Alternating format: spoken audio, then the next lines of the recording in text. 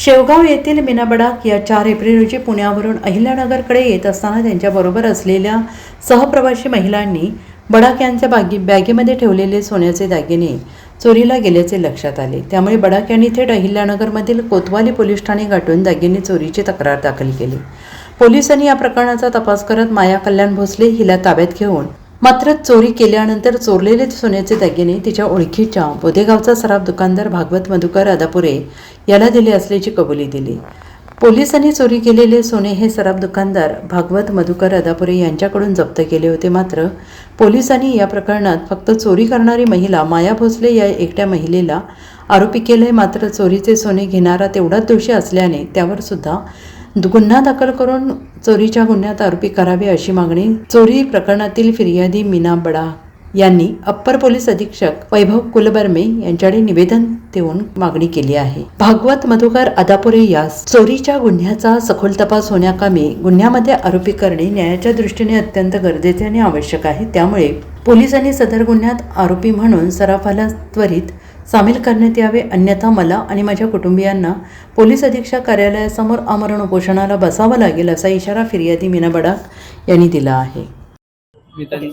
हो, मी मीना ज्ञानदेव बडाक, मीनाबाई ज्ञानदेव बडाक। मी पुण्याहून येताना माझं सोनं चोरीला गेलं। माझ्या शेजारी एक महिला बसली, तिने तोंड बांधलेलं होतं, गॉगल पण घातलेला होता। तिने मला गुंगीचा काहीतरी टाकलं, मी एकदम बेशुद्ध पडल्यासारखे झाले। पण पुढं नंतर शुद्धीवर आल्यावर मी बॅग तपासली, त्याच्यात काहीच नव्हतं। मग मी बेचैन झाले। मग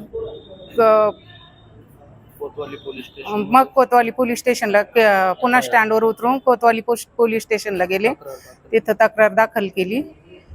पोलिसांनी खूप छान सहकार्य केलं, तपास केला त्यांनी, देशमुख साहेब, सपकाळ साहेब, सगळ्यांनी, गायकवाड साहेबांनी। हो, त्यांचे खूप खूप आभार, मी कधीच विसरू शकत नाही त्यांचं।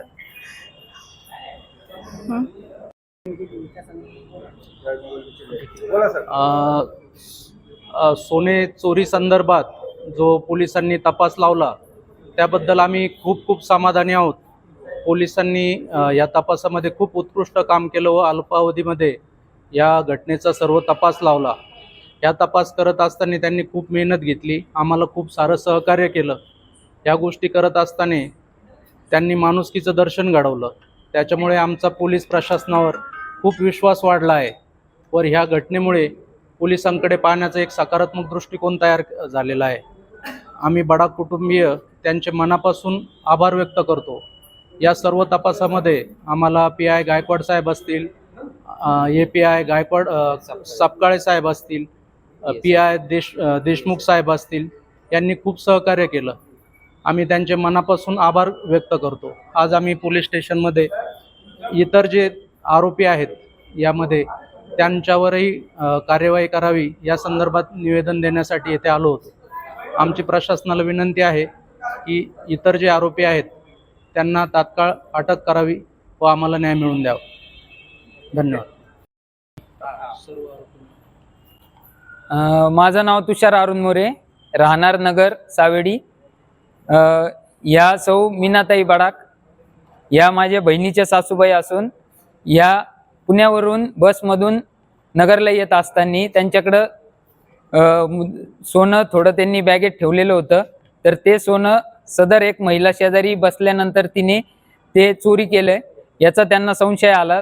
त्यांना गुंगीचं औषध दिल्यामुळे त्यांना येत असताना लक्षात आलं नाही, पण नगरला स्टँडवर ते उतरल्यानंतर त्यांना ते लक्षात आलं, त्या सैरभैर झाल्या।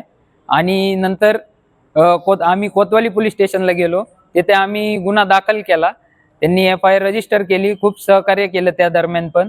आणि त्याच्यानंतर सपकाळे साहेबांकडं आणि देशमुख साहेबांनी या गुन्ह्याचं पूर्ण शहानिशा करून या गुन्ह्यातून त्यांनी सोनं रिकवर केलं आणि त्यांनी एकदम 100% आम्हाला रिकव्हरी दिली सोन्याची। आणि इथं आम्ही आता त्यांचं कौतुक करण्यासाठी आलेलो आहोत। पोलीस प्रशासनावर या घटनेमुळं एक पूर्ण विश्वास बसू शकतो। त्यांच्यावर आपण पूर्ण समाजाने पण त्यांच्याकडे एक आता वेगळा दृष्टिकोन निर्माण झालेला आहे त्यांच्याकडे पाहण्याचा. आता आमची अशी मागणी आहे की आमचं सोनं हे पोलिसांनी हस्तगत केलेलं आहे आणि ते आता न्यायप्रविष्ट आहे. पण आमची असं मागणी आहे की जे इतर आरोपी पण असतील या संबंधित त्यांना पण अटक करण्यात यावी ही आमची मागणी आहे. आता ते आम्हाला ते पूर्ण स्पष्ट नाही, पण हे पोलिसांनाच माहिती आरोपी कोण आहेत दुसरे.